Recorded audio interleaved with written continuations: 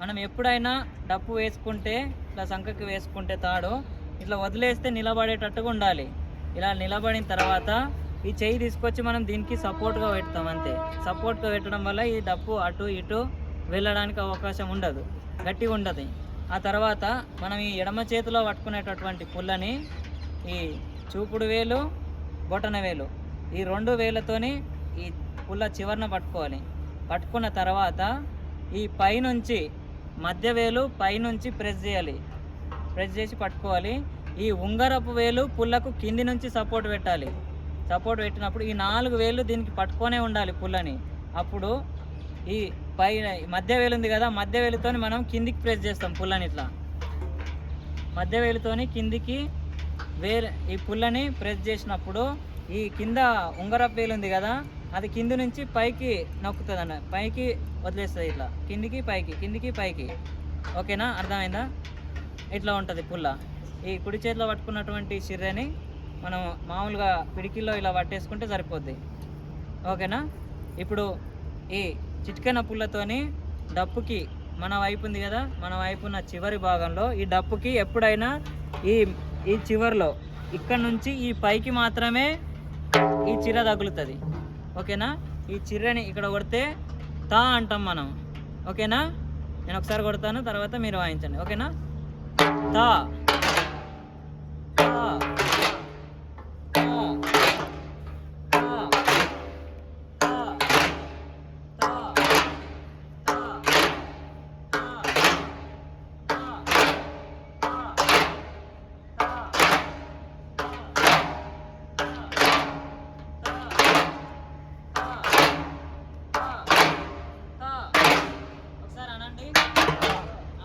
వాయించకండి, అనండి. తా తా తా. ఇప్పుడు వాయించండి. తా తా తా తా. ఓకే.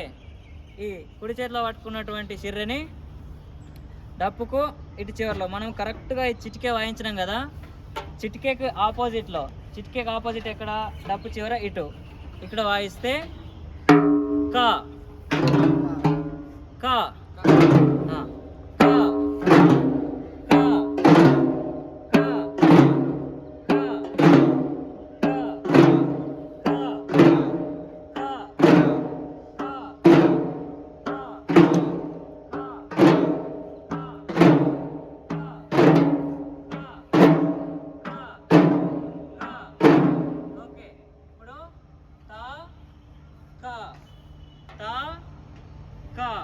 గ్యాప్ ఇచ్చి వాయించాలి. ఒకసారి నేను వాయిస్తాను, నా తర్వాత నేను వాయించిన తర్వాత మీరు వాయించండి. ఓకేనా. తా కా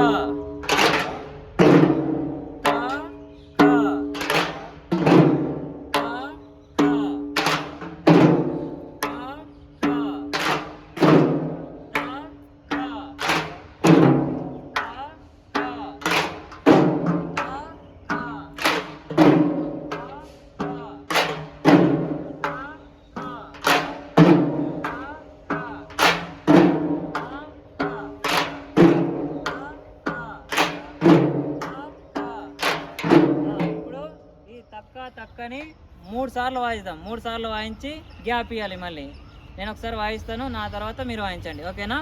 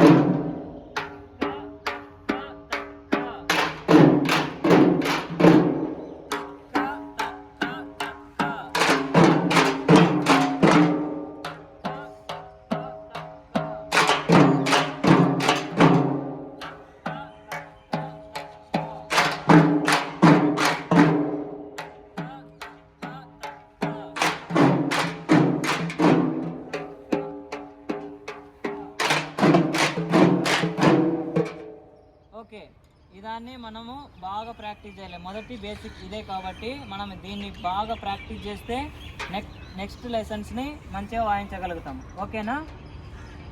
ఓకే అండి.